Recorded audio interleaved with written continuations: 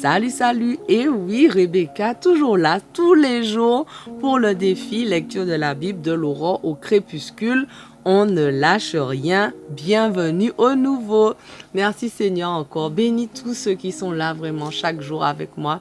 Bénis-les, bénis-nous et aide-nous vraiment à pouvoir comprendre le passage du jour. Et merci parce que ta parole, elle est vivante encore aujourd'hui au nom de Jésus. Amen. Alors, on continue, hein? Alors, Lévitique 20, verset 6. J'en ferai de même de ceux qui consultent les médiums et les devins pour se prostituer à eux. Je me retournerai contre eux et je les retrancherai de leur peuple. Vous vous rendrez saints et vous le resterez, car je suis l'Éternel votre Dieu. Vous observerez mes ordonnances et vous y obéirez. Je suis l'Éternel qui vous rend saint. Tout homme qui maudit son père ou sa mère sera mis à mort. Puisqu'il a maudit son père ou sa mère, il porte lui-même la responsabilité de sa mort. Quand un homme commet adultère avec une femme mariée, cet homme adultère et la femme adultère seront mis à mort. Si un homme a des relations avec la femme de son père, il porte atteinte à son père. Les deux coupables seront mis à mort et ils porteront seuls la responsabilité de leur mort. Si quelqu'un a des relations avec sa belle-fille, ils seront tous deux mis à mort. Ils ont commis une infamie et porteront eux-mêmes la responsabilité de leur mort. Si deux hommes ont des relations homosexuelles, ils ont commis un acte abominable. Ils seront mis à mort. Ils porteront seuls la responsabilité de leur mort. Si un homme prend pour épouse une femme et sa mère, c'est une infamie. Ils seront tous trois brûlés pour qu'il n'y ait pas d'infamie parmi vous. Si un homme a des rapports avec une bête, il sera mis à mort et vous tuerez la bête. De même, si une femme s'accouple à une bête, vous tuerez la femme et la bête. Tous deux seront mis à mort et elles porteront la responsabilité de leur châtiment. Si un homme épouse sa demi-sœur, fille de son père ou de sa mère, et qu'ils aient des relations sexuelles l'un avec l'autre, c'est d'une infamie. Ils seront retranchés sous les yeux des membres de leur peuple. L'homme portera toute la responsabilité de sa faute pour avoir eu des relations avec sa sœur. Si un homme couche avec une femme pendant ses règles, ils seront tous deux retranchés de leur peuple pour avoir l'un avec l'autre découvert la source de son sang. Tu n'auras pas de relation sexuelle avec la sœur de ta mère ou de ton père. Si quelqu'un a des relations avec une proche parente, ils porteront tous deux la responsabilité de leur faute. Si un homme couche avec sa tante, il porte atteinte à son oncle. Les deux coupables porteront la responsabilité de leur faute et mourront sans enfant. Si un homme épouse la femme de son frère, c'est un acte impur. Il a porté atteinte à son frère, il mourra sans enfant. Vous obéirez à toutes mes ordonnances et à toutes mes lois et vous les appliquerez. Ainsi, le pays où je vous mène pour que vous vous y installiez ne vous vomira pas. Vous ne suivrez pas les coutumes des nations que je vais chasser devant vous, car c'est parce qu'elles ont commis toutes ces actions que je les ai prises en aversion. Aussi, je vous ai dit, c'est vous qui posséderez le pays. Je vous le donnerai à posséder. C'est un pays ruisselant de lait et de miel. Je suis l'Éternel, votre Dieu, qui vous ai mis à part des autres peuples. Faites donc la différence entre les bêtes pures et celles qui sont impures, entre les oiseaux purs et les oiseaux impurs, et vous ne vous rendrez pas vous-même impurs par des bêtes, des oiseaux et tout ce qui se meut à ras de terre, que j'ai mis de côté comme impur. Vous serez saints pour moi, car moi l'Éternel, je suis saint, et je vous ai mis à part des autres peuples pour que vous m'apparteniez. Un homme ou une femme qui évoque les esprits ou qui pratiquent la divination doivent être mis à mort. À coups de pierre, ils porteront seuls la responsabilité de leur mort. Lévitique 21.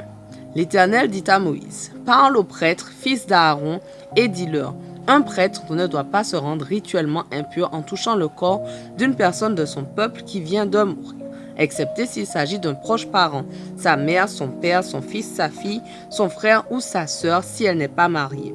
Pour une jeune fille de sa proche parenté qui n'est pas mariée, il peut se rendre impur. Chef parmi son peuple, il ne se rendra pas impur pour profaner ce peuple. Les prêtres ne se tonsureront pas, ils ne se raseront pas les coins de la barbe, ni se feront d'incision sur le corps. Ils seront saints pour leur Dieu et ne déshonoreront pas leur Dieu, car ce sont eux qui offrent à l'Éternel les aliments de leur Dieu consumés par le feu. C'est pourquoi ils seront saints.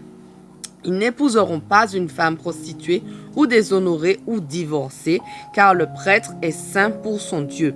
Vous le considérerez comme saint, car c'est lui qui offre l'aliment de ton Dieu, et il sera pour toi quelqu'un de saint, car je suis saint, moi l'Éternel, qui vous rend saint. Si une fille de prêtre se déshonore en s'adonnant à la prostitution, elle profane son père, elle périra par le feu. Le prêtre qui a la prééminence sur les autres prêtres, sur la tête duquel a été répandue l'huile d'onction et qui a reçu sa charge pour porter les vêtements sacrés, ne décoiffera pas sa tête et ne déchirera pas ses vêtements. Il ne s'approchera d'aucun corps mort. Il ne se rendra même pas impur pour son père ou sa mère. Il ne quittera pas le sanctuaire pour ne pas profaner le sanctuaire de son Dieu, car il a été consacré par l'huile d'onction de son Dieu. Je suis l'Éternel. Il prendra pour femme une jeune fille. Il n'épousera ni une veuve, ni une femme divorcée, déshonorée ou prostituée, mais une jeune fille de son peuple. Il ne profanera pas sa descendance au milieu de son peuple, car moi l'Éternel, je le rends saint. Puis l'Éternel s'adressa à Moïse en ces termes. Parle à Aaron et dis-lui, aucun homme parmi tes descendants dans toutes les générations qui serait atteint d'une malformation corporelle ne s'approchera pour offrir l'aliment de son Dieu. En effet, sont exclus du service tous ceux qui ont une infirmité, quelqu'un qui est aveugle ou boiteux, qui est défiguré ou qui a des membres disproportionnés, qui est estropié de la jambe ou du bras, bossu ou nain, affligé d'une taie à l'œil, qui a la gale, des plaies purulentes ou les testicules écrasés. Aucun descendant du prêtre Aaron ayant une malformation n'offrira à l'Éternel les sacrifices consumés par le feu, du moment qu'il a une malformation en lui. Il ne s'approchera pas pour offrir les aliments de son Dieu.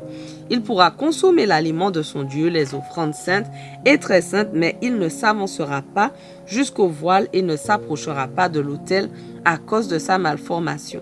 Ainsi, il ne profanera pas mes lieux saints, car moi, l'Éternel, je les rends saints. Moïse transmit ces paroles à Aaron, à ses fils et à tous les Israélites. Lévitique 22. L'Éternel s'adressa à Moïse en ces termes. Instruis Aaron et ses fils des cas où ils doivent se tenir à l'écart des offrandes saintes des Israélites afin de ne pas profaner ma sainteté au travers des choses qu'ils me consacrent. Je suis l'Éternel. Dis-leur, à l'avenir et pour toutes les générations futures, si l'un de vos descendants s'approche en état d'impureté rituelle des offrandes saintes que les Israélites m'ont consacrées, il sera exclu de ma présence. Je suis l'Éternel. Aucun descendant d'Aaron atteint d'une maladie de la peau à caractère évolutif ou d'une gonorrhée ne mangera sa part des offrandes saintes jusqu'à ce qu'il soit en état de pureté. La même règle s'appliquera à celui qui aura touché ce qui a été rendu impur par le contact d'un cadavre, à celui qui aura des pertes séminales, qui aura touché quelque bestiole qui se meut à ras de terre et de nature à le rendre impur, ou une personne dont le contact rend impur, quelle que soit l'impureté. Celui qui aura eu de tels contacts restera en état d'impureté jusqu'au soir, et il ne mangera pas d'offrande sainte sans s'être lavé à l'eau. Après le coucher du soleil, il sera pur, et alors seulement il pourra manger des offrandes saintes, car c'est sa nourriture. Il ne doit pas manger de bêtes crevées ou déchirées par une bête sauvage, cela le rendrait impur. Je suis l'Éternel. Tous les prêtres devront observer mes prescriptions pour ne pas se charger d'une faute et mourir. Pour avoir commis en cela une profanation, moi l'Éternel, je les rends saints. Aucun profane ne mangera d'une offrande sainte, même pas l'hôte d'un prêtre ou son serviteur salarié. Par contre, si une personne a été acquise à prix d'argent par un prêtre ou si elle est née dans sa maison, elle pourra partager sa nourriture. Une fille de prêtre mariée à un homme d'une autre tribu ne pourra plus manger de ce qui a été prélevé sur les offrandes saintes. Notre passage du jour touche à sa fin, mais on continue dès demain. Notez bien toutes vos questions, priez et demandez au Saint-Esprit de vous éclairer, de nous éclairer. Allez, on ne lâche rien, sois béni.